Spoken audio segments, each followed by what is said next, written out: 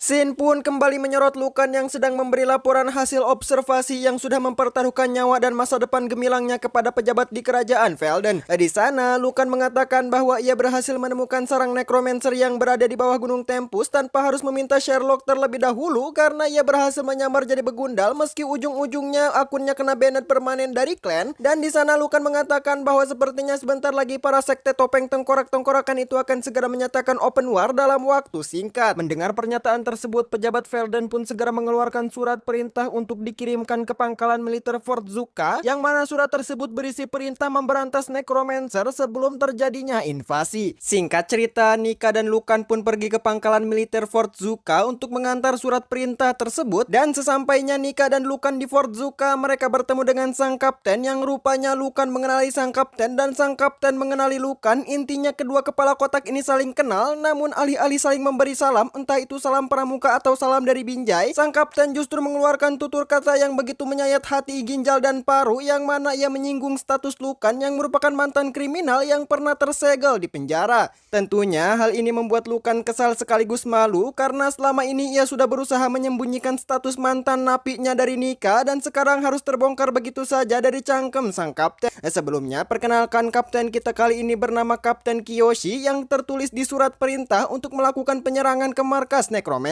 Namun rupanya bukan hanya Kiyoshi saja yang ditugaskan, rupanya nama Lukan juga tercantum dalam surat tersebut sehingga memaksanya untuk ikut andil dalam penggerebekan necromancer. Sementara itu, Sen dan Igneus yang sedang dalam perjalanan menuju Ataraxia, rupanya mereka harus melewati sebuah gunung dengan sungai di bawahnya yang di dalamnya terdapat banyak sekali ikan akhir zaman alias Dajjal yang biasa kita sebut dengan sebutan Guardian. Di saat Sen dan Igneus sedang memikirkan bagaimana caranya menyeberangi sungai tersebut, tiba-tiba saja Sen ditarik ke dalam sungai oleh beberapa Guardian. Demi memperlihatkan Sen yang diculik ikan, kameramen pun sampai rela ikut menyelam menyorot Sen di dalam air, yang mana di sana ia meet and greet dengan Elder Guardian dan keduanya pun saling tatap-tatapan, namun bukan karena mau cipokan, melainkan di sini kita diperlihatkan bahwa Elder Guardian bisa dikatakan sebagai satpamnya Ataraxia yang memeriksa dan menyeken setiap pengunjung baru untuk memastikan dari mana dan dari klan apakah dia berasal. Setelah menyeken isi otak Sen dan memastikan tidak ada sejarah perakitan bom atau pemberontakan di sana, para Guardian pun kemudian membentuk sebuah jembatan yang menandakan bahwa mereka berdua diperbolehkan untuk mengakses Ataraxia.